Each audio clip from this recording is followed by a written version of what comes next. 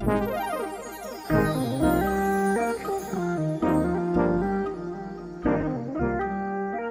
so I have Tammy Fink with me today. I'm really excited to have a chat with her. We actually met in a Facebook group. There were some folks talking about wanting to do something, and we were off on the side talking about maybe we could do it. And she's just got so many exciting things. And Tammy, the first thing I want to ask you is every time I look at your bio, you talk about the microwave ice cream button. Tell me about the ice cream button because I've never heard of it before. I know it's absolutely crazy. And what Rachel's talking about is I have a list of like eight to 10 things that you probably don't know about me. And one of the things that's in that list is I love my microwave, my ice cream button on my microwave. So literally it's a Samsung microwave. And I've since then kind of upgraded my had a fatality with our microwave a while back, but my favorite button actually said ice cream. And what the deal is, you know how when you come home from the grocery store and you have that first scoop of ice cream and it's the perfect consistency, and then you stick it into the freezer of death and it gets so hard you cannot even get into it.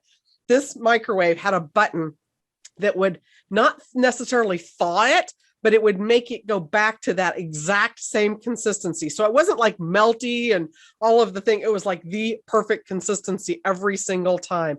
I didn't know that was even a specialty thing, but they do have microwaves with those. No, I did not get an ice cream button on the new microwave, and I hate it because it's just like one of those deals.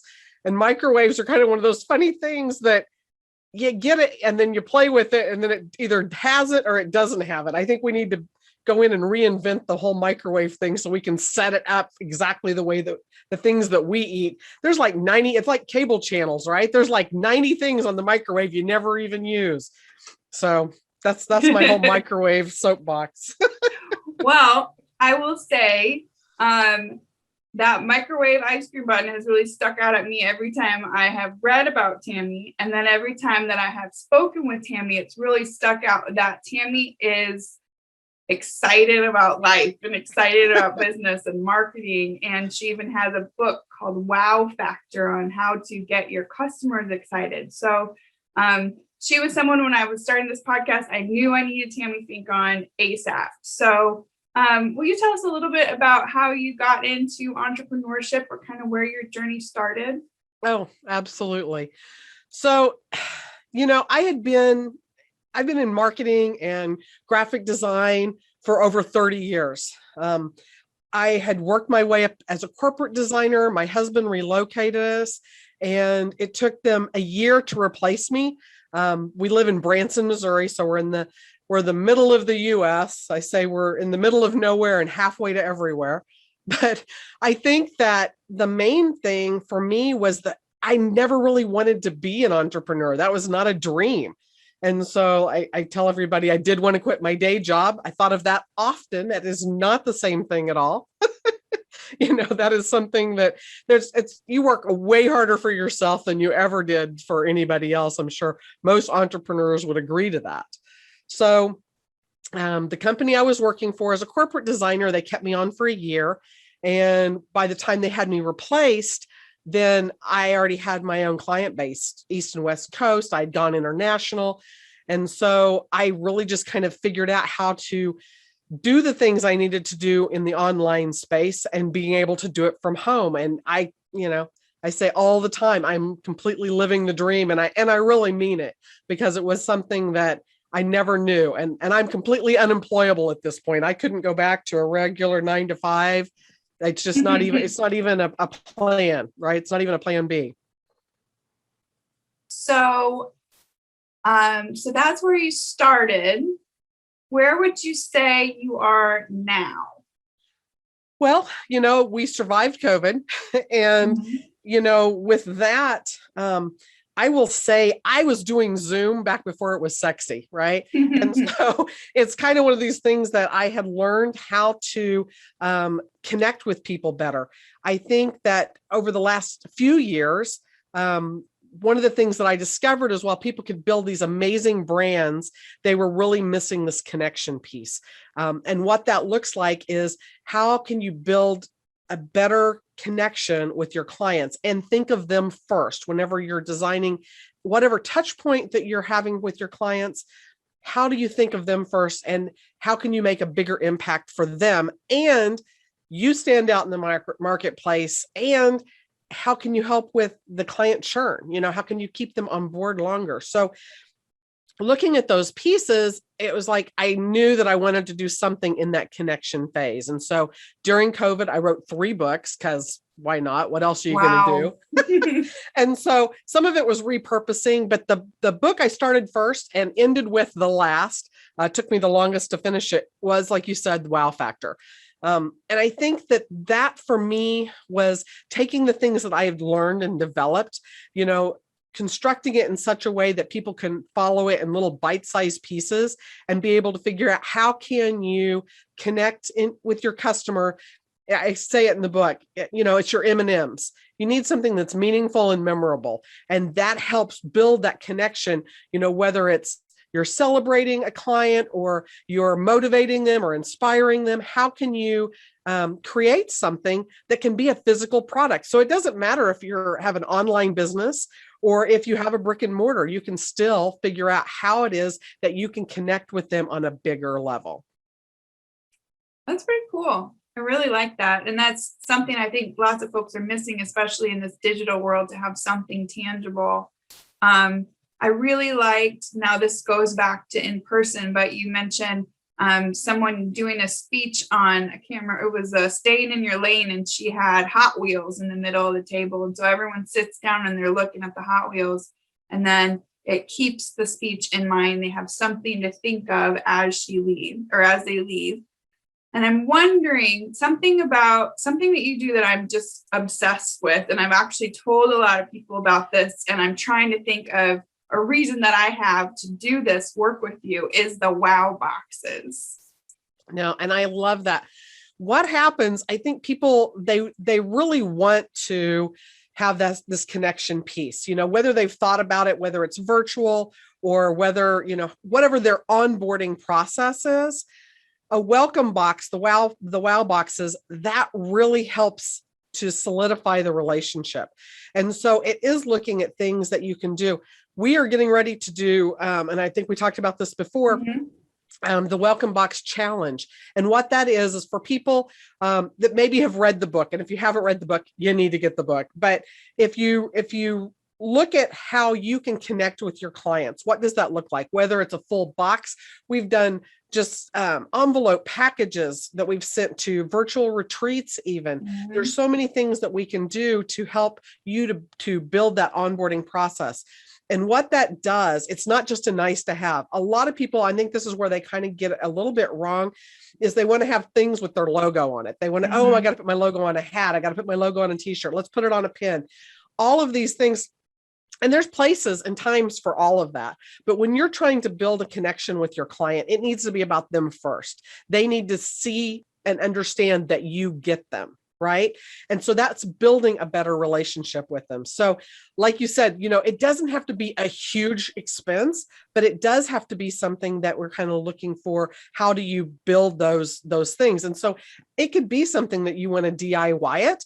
You can totally do that. And so that's what the Welcome Box Challenge, and you can go to the welcomeboxchallenge.com and sign up for it. It's going to be launching later on this summer, 2021. And so I think that for us, it's about how do we help you to create that impact with your client? And we want you to start thinking about what we call the client-centric connection, right? And that's figuring out the client first and you marketing to them on what they want from you, not necessarily what you want to give them.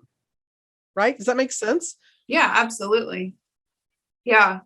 And again, going back to your book, you had a lot of points where you're like, okay, here are the things you need to know about your customer. And it's not just their demographics, but it's, their psychographics. It's what they like to drink, where they like to go on vacation. So really building out that avatar to someone that you can identify with and recognize and really think about. Yeah, and I think that even for new business owners, new entrepreneurs, one of the things that you get caught up in your head and you think, I'll do that someday when, right? I'll do Mhm. that when I've got more clients. I'll do that when, you're at these places. When you're small and you're starting out and you just have a few clients, number one, that's a really cool place to start because you can do things, unlike Coca-Cola that has, a bazillion clients. With you only have a few clients, there's some things that you can do and offer with them and build stronger connections with them than a big brand. So as a smaller brand, you can figure out, who can you make connections with? What kind of things do you want to do? What's their birthdays? What's their kids' names? Do they have dogs? Do they have cats? What kind of things that attracts them? And that may factor into, you may want to do fun memes if most of your people are cat people, fun, cat gifts and stuff. How are you connecting with them? Like, I know things about my clients that I work with, and you just have to kind of like keep honing that in. There's going to be things that they like. Let me give you a really good example. One of my favorite examples is I had a client and she was giving to her mompreneurs. That was her focus, was mompreneurs. And she was giving them a little sticker that came through, a little handwritten card, all very nice to have. Not a thing wrong with that. But I questioned her and said, look, what happens if we gave something to your client that wasn't crazy expensive, but that really spoke to them? And she said, like, what would that be? And I said, okay, what if we would send her a chocolate chip cookie? Just one. You can actually send a chocolate chip cookie in the mail. And that's the chocolate chip cookie that she doesn't have to share with the kids. Right. And so all of a sudden now it's about the mompreneur. It is about that thing because we know that she gives more to her kids, to her family than she does for herself. We know that these are some of her important points, and you can kind of bring that in. And even if she's allergic to chocolate, it doesn't matter because the concept is there. You have that idea that goes in. So it is figuring out who can you connect with. And let's say you have 100 clients. Let's say you have maybe that you're not, maybe you don't have a team yet. You just have a few people. Pick your top 10. Maybe it's your top 10 people that are there every single time for you, or they're ones who have spent the most money, whatever you want to create that to be. Mhm. What I love is someone once told me, do for one what you can't do for many. Right. So it doesn't matter if you can't do for everyone, do for the select few that you have, work your way up to doing it for the many. But it's the concept that you're creating, and you're going to be training your team to have that same thought process as you move forward in everything that you do. So if you decide to do retreats down the road, you're still doing the same type thing. How do we think of our customers first? And a lot of times you can see that miss the mark. Clients bring me into, I've gone to retreats and I've done retreat audits, where we've looked at the different places that they've missed. And I've seen some things that just are crazy. The idea is there, right? They want to do something, but then there's a miss in it. There's a misstep. I had a client that we went to a retreat. They gave out roses to all the women and stuff, which was a lovely gift, like a single red rose. It was beautiful. But what I noticed after that first day, nobody knew what to do with them. We're there for 3 days. We're not taking them home on the plane with us. It was a nice touch. So I went around and we grabbed up all the roses and we stuck them in a vase, put it in the center of the table where everybody could enjoy it. The thought was there, but it just kind of missed that mark. You know what I'm saying? So people get so inundated, I think, with what they want to deliver, and that's important. And there's really cool ways we can come up with custom planners. We can do custom journals that help you to move your training material to that next level.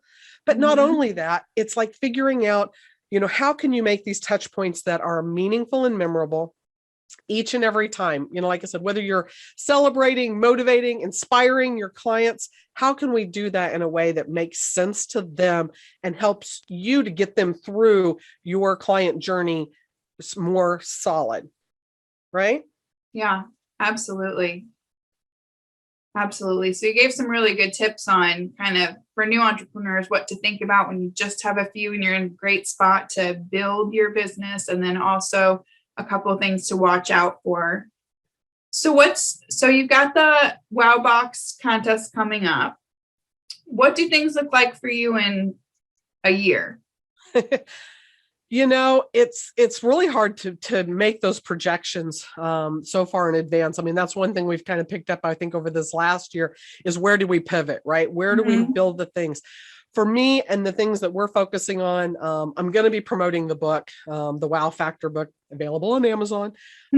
Shameless self-promotion, but the book, we're going to be promoting the Welcome Box Challenge. That'll be big for us. And so, there's some amazing new platforms out. I'm looking at speaking more on Clubhouse. We're actually getting in and doing more podcast interviews and figuring out for my business, how can we get the word out there better? How can I step in front of the camera more, behind the camera behind the microphone, and be able to kind of promote what we have going on. Because I think that for me, this is such an important message, because I think that people do get so caught up in the things that they're brilliant at that they miss these connections. And we're so inundated with the numbers, right? Everything's a numbers, everything, how many people can you get through? How many people can you get through the funnel and pushing them through?